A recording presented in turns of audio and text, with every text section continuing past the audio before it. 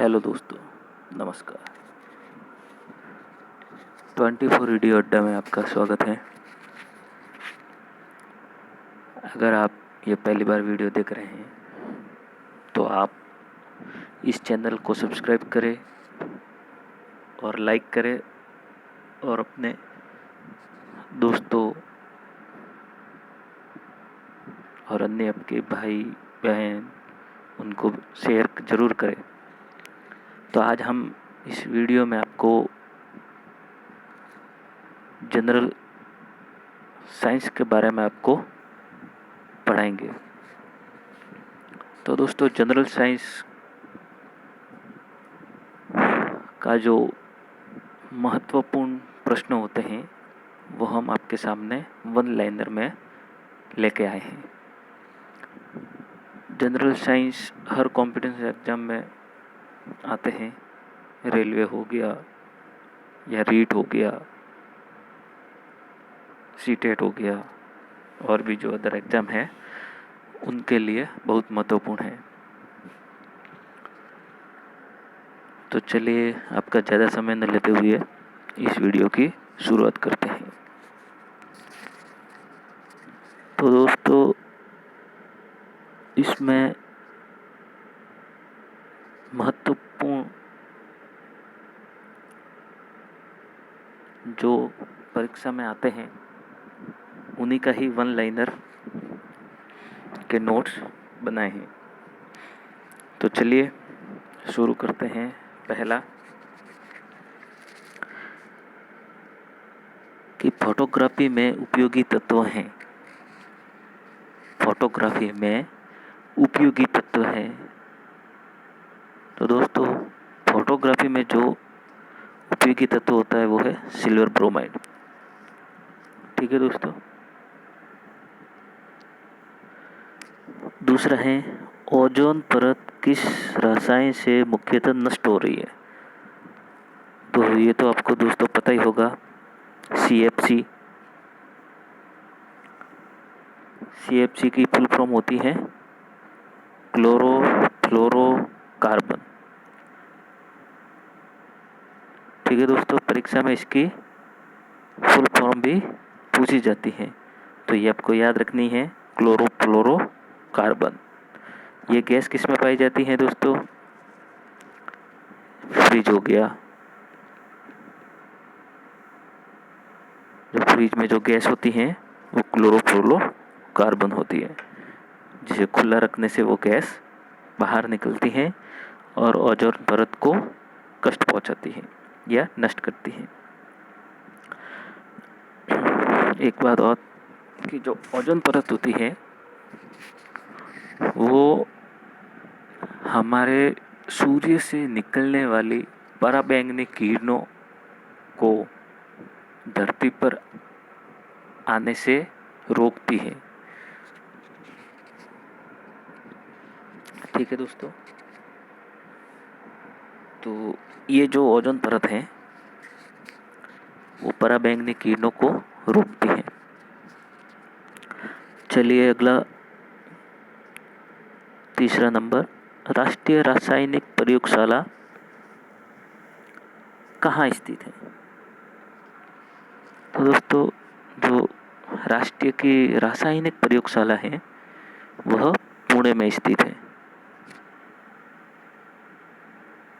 अभी नेक्स्ट चलते हैं।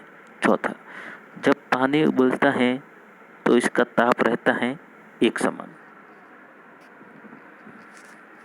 तो दोस्तों, जब हम पानी को गर्म करते हैं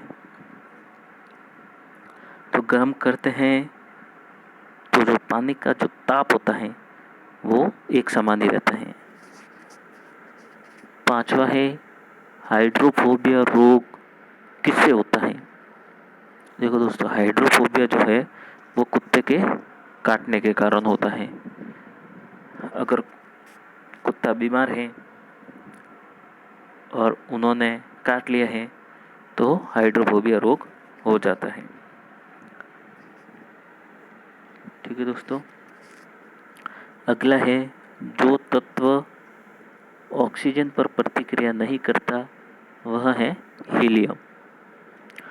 हीलियम जो कि गैस होती है वो ऑक्सीजन पर प्रतिक्रिया नहीं करता है। आपने देखा होता कि जो वायुयान के जो टायर होते हैं तो उसमें भी हीलियम की गैस होती है ताकि वो आसानी से ऊपर उठ सके। जैसे कि गुब्बारे हो गए, तो आपने देखा होगा कि गुब्बारों में हीलियम गैस भरी जाती है तो गुब्बारों को छोड़ते ही ऊपर चला ही जाता है, चला ही जाता है। ठीक है दोस्तों, तो उसमें क्या है? हीलियम। चलिए अगला है कि शरीर में कार्बोहाइड्रेट्स का संग्रह किसके रूप में होता है? तो ये ग्लाइकोजन के रूप में होता है दोस्तों। चलिए अगला, शुष्क बर्फ किसे कहते हैं? शुष्क बर्फ दोस्तों ठोस कार्बन डाइऑक्साइड को कहते हैं।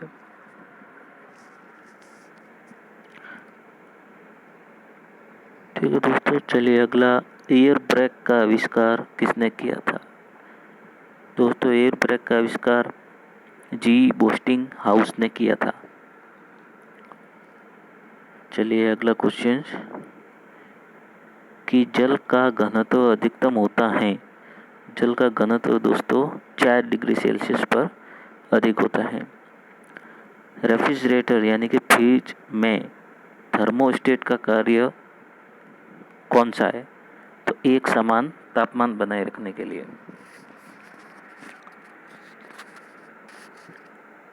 अगला है कि मानव शरीर की सबसे बड़ी हड्डी दोस्तों फीमर होती है। तो फीमर कहाँ पे होती है? पैर में होती है दोस्तों। पैर का जो हिस्सा है जांघ, तो उसमें फीमर होती है दोस्तों। वो हमारे शरीर की सबसे बड़ी हड्डी है। ध्वनि का वेग किस माध्यम में अधिकतम होता है? तो दोस्तों जो ध्वनि का वेग है वो ठोस में होता है ज़्यादा। अभी इसमें पूछा है कि किस माध्यम में होता है, तो ठोस में भी कौन सा है? स्टील में ज़्यादा होता है। ठीक है दोस्तों, और ध्वनि का जो वेग है वो किस में सबसे कम होता है? ये भी क्वेश्चंस आता है। तो ध्वनि का जो वेग है वो सबसे कम निर्वात में होता है। ठीक है दोस्तों, निर्वात में बिल्कुल कम होता है। चलिए अगला, कि आपातकालीन घटनाओं के समय कौन सी ग्रंथि तुरंत सक्रिय हो जाती है? एड्रिनल। तो दोस्तों हमारे शरीर में जैसे ही कुछ घटना हो जाए तो तुरंत सक्रिय एड्रिनल ग्रंथि होती है जो हमें ये बताती है कि यह घटना हो रही है। अगला, कि मछलियों के यकृत तेल में किसकी प्रचुरता होती है? तो दोस्तों मछलियों के जो यकृत तेल में है वो विटामिन ए की प्रचुरता होती है। प्रचुरता यानी कि ज़्यादा पाया जाता है। ठीक है, अगला सवाल, एथिलीन गैस का प्रयोग किया जाता है। एथिलीन गैस का प्रयोग किया जाता है। तो एथिलीन गैस का प्रयोग दोस्तों एलपीजी गैस में लीकेज ज्ञात करने के लिए। ठीक है दोस्तों, अगला सवाल, कि भारत में प्रथम परमाणु बिजली घर कहाँ प्रारंभ हुआ? तो वो तारापुर में। ठीक है दोस्तों, तारापुर में हुआ था। चलिए अगला, कि वेंचुरी मीटर से ज्ञात करते हैं। वेंचुरी मीटर जो होता है उससे जल की प्रवाह दर को ज्ञात किया जाता है। पत्तियों में पाए जाने वाला तत्व होता है मैग्नीशियम। पत्तियों में जो पाया जाने वाला तत्व कौन सा होता है? मैग्नीशियम। साल्ट पीटर क्या कहलाता है? साल्ट पीटर जो है वो पोटेशियम नाइट्रेट कहलाता है दोस्तों। अगला सवाल कि मानव शरीर में डिहाइड्रेशन किस पदार्थ की कमी से होता है? तो दोस्तों मानव में जो डिहाइड्रेशन होता है वो जल और लवण के कारण होता है। जैसे ही शरीर में जल और लवण की कमी हो जाती है तो डिहाइड्रेशन होता है। अगला है कि पायरोमीटर मापता है। जो पायरोमीटर होता है वो विकिरणों की तीव्रता को मापता है। अगला, कोशिका भित्ति किसकी बनी होती है? तो दोस्तों कोशिका जो भित्ति होती है वो सेलुलोज की बनी होती है।